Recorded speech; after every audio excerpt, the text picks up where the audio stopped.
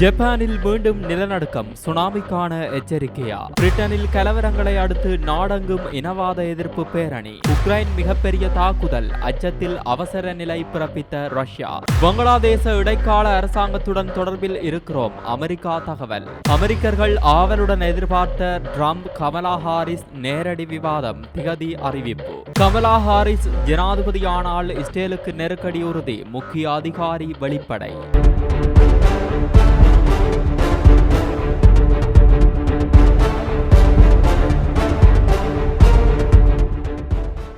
Japan நாட்டில் இன்று காலையில் டிக்டர் அளவில் 7.1 என நிலநடுக்கம் பதிவாகியுள்ளதாக அந்நாட்டு தேசிய பேரிடர் கண்காணிப்பு குழு கூறியுள்ளது. மேலும் சுனாமி எச்சரிக்கையும் விடுக்கப்பட்டுள்ளது. ஜப்பான் நாட்டின் பல ஆண்டுகளுக்கு மேலாக அடிக்கடி நிலநடுக்கம், சுனாமி போன்ற இயற்கை பேரிடர்கள் ஏற்படுகிறது. இந்த நிலையில் ஜப்பானின் தெற்கு கடலோர பகுதியில் இன்று காலை நேரத்தில் திடீர் நிலநடுக்கம் ஏற்பட்டது. இதுகுறித்து அந்நாட்டின் இயற்கை பேரிடர் கண்காணிப்பு குழு கூறுகையில், ஜப்பானில் இன்று காலையில் உணரப்பட்ட நிலநடுக்கம் டிக்டர் அளவில் 7.1 பதிவாகியுள்ளது. அதாவது டிக்டர் அளவுப்படி இது சுனாமி உருவாகும் அளவுக்கு தாக்கத்தை ஏற்படுத்தும் அளவீடாகும். இதற்கிடையே ஜப்பானின் தெற்கு கடற்கரை பகுதிகளில் சுமார் 1 மீட்டருக்கு மேல் உயரமான அலைகள் எழுந்து வருவதாக கூறப்படுகிறது. முன்னெச்சரிக்கை நடவடிக்கையாக கடலோர பகுதிகளில் உள்ளவர்கள் பாதுகாப்பாக இருக்க அறிவுறுத்தப்பட்டுள்ளனர். ஜப்பானில் ஏற்பட்டுள்ள நிலநடுக்கத்தால் இதுவரை உயிரிழப்புகள் ஏதும் பதிவாகவில்லை. அதே சமயம் நிலநடுக்கம் நடைபெற்ற பகுதியை பேரிடர் குழு கண்காணித்து வருகிறது. ஜப்பான் நாட்டின் தெற்கு பகுதியில் உள்ள கியூசு பகுதியில் அடுத்தடுத்து 2 முறை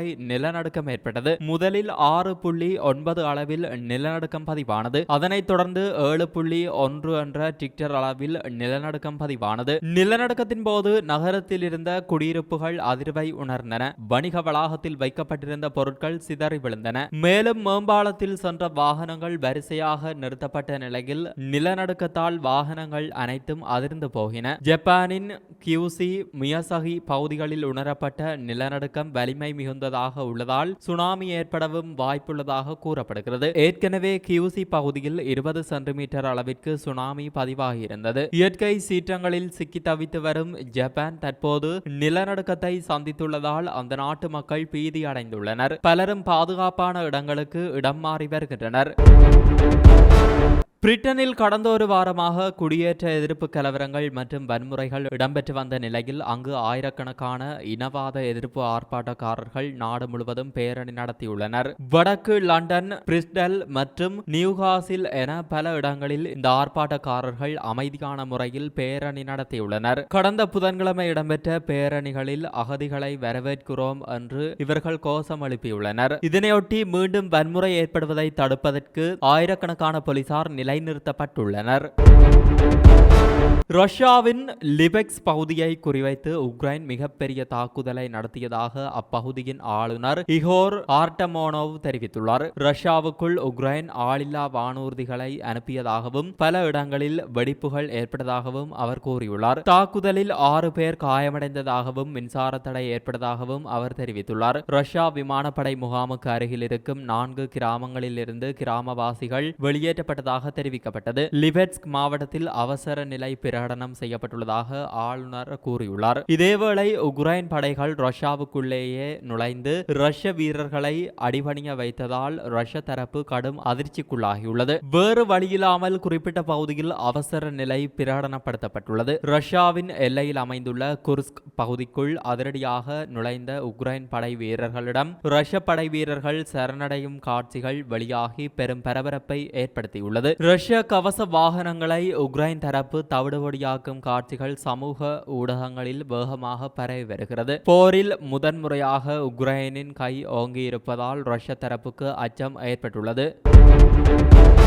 வங்காளதேசத்தில் நாடாளுமன்றம் கலைக்கப்பட்டு தற்போது இடைக்கால அரசாங்கம் அமைக்கப்பட்டுள்ளது. வங்காளதேசத்தில் இடைக்கால அரசுடன் தொடர்பில் இருந்து வருவதாக அமெரிக்கா தெரிவித்துள்ளது. வங்காளதேச இடைக்கால அரசாங்கத்தின் தலைவராக முகமது யூனுஸ் நியமிக்கப்பட்டார். அவரின் பதவியேற்பு விழாவில் அமெரிக்க தூதர் கலந்து கொண்டதாக அந்நாட்டின் செய்தி தொடர்பாளர் மேத்யூ மில்லர் குறிப்பிட்டுள்ளார். வங்காளதேச மக்களுக்கு ஜனநாயகமான எதிர்காலத்தை உறுதி செய்ய வேண்டும் என்ற இடைக்கால அரசிடம் அமெரிக்கா வலியுறுத்துகிறது.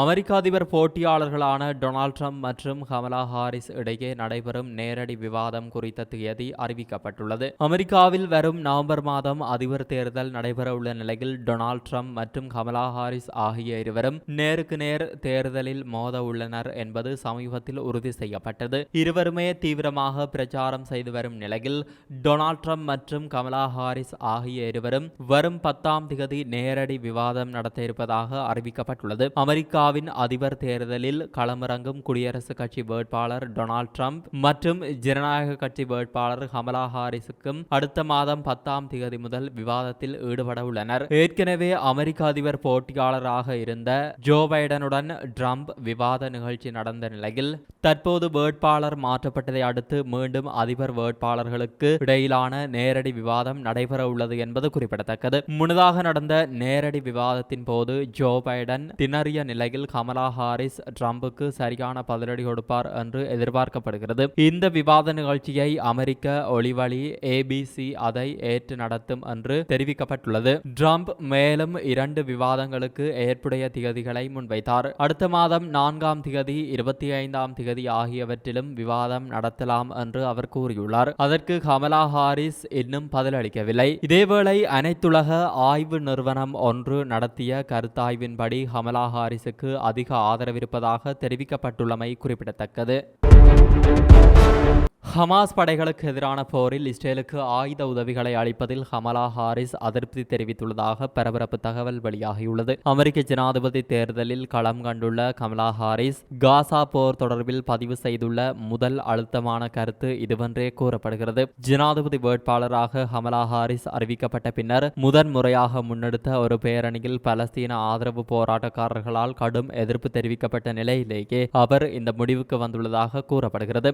மேலும் மிச்சிகனில் உள்ள டெட்ராய்டில் நடந்த பேரணிக்கு பிறகு ஹாரிஸ் போரை எதிர்க்கும் குழுக்களையும் சந்தித்தார். இதில் கலந்து கொண்ட சிலர் தெரிவிக்கையில் இஸ்ரேலுக்கு ஆயுத உதவி வழங்குவதை அமெரிக்கா நிறுத்த வேண்டும் என்ற கோரிக்கையை முன்வைத்துள்ளதாகவும் குறிப்பிட்டுள்ளனர்.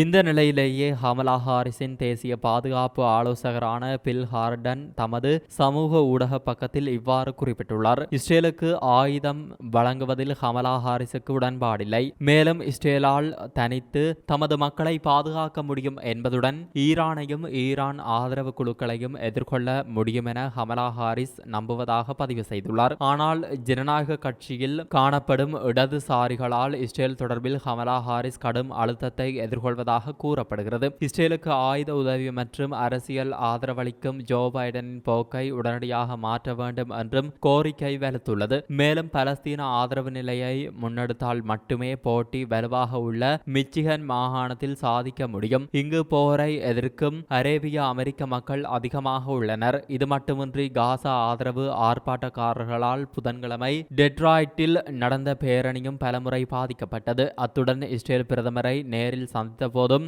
காசா விவகாரத்தில் வெறும் பார்வையாளராக அமைதியாக தம்மால் இருக்க முடியாது என அழுத்தமாக கமலா ஹாரிஸ் தெரிவித்திருந்தார் என்பது குறிப்பிடத்தக்கது. இது போன்ற பல செய்திகளை தெரிந்து கொள்ள நம்முடைய சமூக மீடியா யூடியூப் சேனலை சப்ஸ்கிரைப் செய்து அருகிலுள்ள பெல் பட்டனை கிளிக் செய்யுங்கள். மேலும் செய்திகளை உடனுக்குடன் தெரிந்து கொள்ள சமூகமீடியா.com என்ற இணையதளத்தின் வாயிலாக எங்களுடன் இணைந்திருங்கள்.